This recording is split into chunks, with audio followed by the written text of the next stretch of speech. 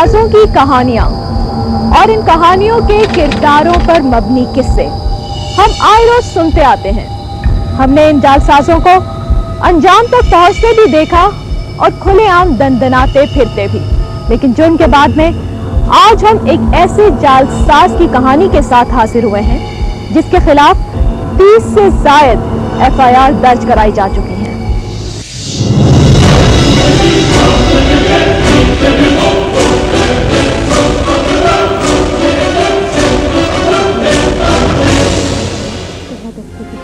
30 से जायद FIR में नामजद मुलजिम नईम खान नियाजी कराची के एक पोश इलाके गुलशन इकबाल का रिहायशी था।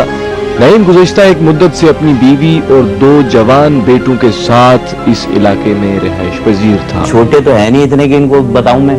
नईम ज़ाहिरी तौर पर एक खाते पीते घराने के फर्द की हैसियत से जाना जाता। अबू मुझे तो गाड़ी लेनी है और वो भी स्पोर्ट्स कार लेनी है। यार मॉडल तुम 2-2 3-3 गाड़ी के हर साल मॉडल चेंज करते रहोगे। हाँ भाई तुम्हारा क्या?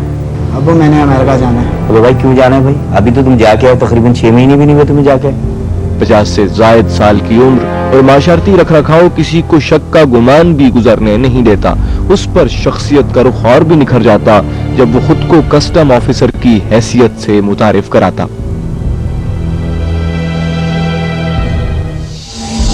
कस्टम ऑफिसर के रूप में नईम का किरदार हर एक के लिए सूदमंद साबित हो सकता था। वो कस्टम के जरिए पकड़ी जाने वाली गैर कानूनी इलेक्ट्रॉनिक और दीगर अशिया छुड़वाने का लोगों को झांसा देता और लोग उसके फ्रॉड में आ ही जाते। उसके फ्रॉड का शिकार बनने वाला एक किरदार यूसुफ रिजवी भी है। यूसुफ रिजवी अपनी कहानी सुनाते हुए कहते हैं कि उन्हें अपने एक दोस्त अशरफ के तवस्सुत से मालूम हुआ कि नईम नामी एक शख्स जो कस्टम ऑफिसर है, उसके पास लैपटॉप्स, LCDs और कुछ मोबाइल फोन्स हैं जो मुनासिब दामों में मिल सकते हैं। लिहाजा उन्होंने नईम खान को मालूमात के हुसूल के लिए फोन किया। नईम ने उन्हें गुलशन इकबाल में वाकई अपने घर पर बुला लिया और कुछ नमूने दिखाए। बिराखिर सारे सामान की मालियत 16,85,000 रुपए तय पाई। रकम तय होने के बाद नईम ने उन्हें जल्द अज जल्द रकम का बंदोबस्त करने का कहा। ताहम यूसुफ रिजवी इब्तदाई रकम के तौर पर 10,45,000 रुपए का बंदोबस्त करके नईम के घर पहुंच गए। पेमेंट जमा भी करानी है। हाँ चले आओ। नईम उन्हें साथ गाड़ी में बिठाकर एयरपोर्ट की जानिब रवाना हो गया और हज टर्मिनल पर उतार कर गायब हो गया। यूसुफ रिजवी ने कई बार नईम से राब्ता करने की कोशिश की, लेकिन नईम ने हर बार उन्हें धमकी आमेज लहजे में बाज रहने को कहा। नईम के फ्रॉड का शिकार बनने वाला सिर्फ यूसुफ रिजवी ही नहीं बल्कि एक और किरदार नूर मोहम्मद भी था। आइए जानते हैं कि नूर मोहम्मद के साथ क्या पेश आया। नूर मोहम्मद अपनी कहानी बयान करते हुए कहता है कि उसे कुछ जानने वालों से मालूम हुआ कि नईम खान नामी एक शख्स जो कस्टम ऑफिसर है, उसके पास मुनासिब दामों बिकने वाले कुछ लैपटॉप्स आए हैं।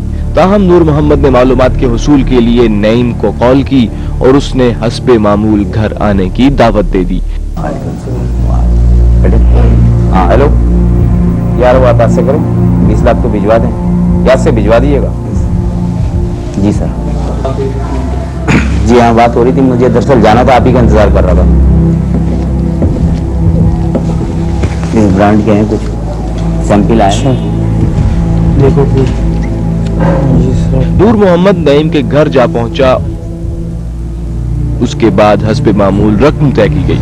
सही है, कंडीशन ये है जैसा आप पेमेंट देंगे उसके 1 हफ्ते बाद माल ले लीजिए मुझसे। ठीक है, ओके ओके, अल्लाह हाफ़िज़। ठीक है। ताहम नूर मोहम्मद रकम का बंदोबस्त करने के बाद जब नईम खान के घर पहुंचा तो हालात ने एक नए रुख की जानिब सफर किया। बस ठीक ठाक। नईम ने रकम का पूछा और जैसे ही नूर मोहम्मद ने रकम उसके हाथ में दी, उसके बेटू ने नूर मोहम्मद पर पिस्तौल तान दी और उसे कहा कि वो रकम को भूल जाए और चुपचाप वहां से चला जाए, वरना उसे मार दिया जाएगा। कौन सी पेमेंट भाई? मुझे तो कोई पेमेंट नहीं दी आपने। क्या हो गया आपको? क्यों मजाक कर रहे हैं आप? तो भाई मजाक कर रहे हैं, किसको पेमेंट दी? चलो बेटा निकलो। बेटा जरा बताइए इनको। यार पेमेंट दिए हमने माल तो कोई पेमेंट नहीं दी। ये क्या चलो उठो, चलो उठो, चलो यहाँ से, चलो चलो। रिपोर्ट दर्ज कराने की कोशिश की ना कहीं पड़े हुए मिलोगे।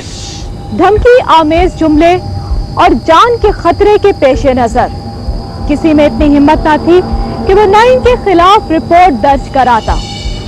एक तरफ तो नईम के फ्रॉड का शिकार बनने वाले उसके खौफ के मारे खामोश बैठे थे और दूसरी जानिब नईम की नौसरबाजियां अपने उरूज पर थी।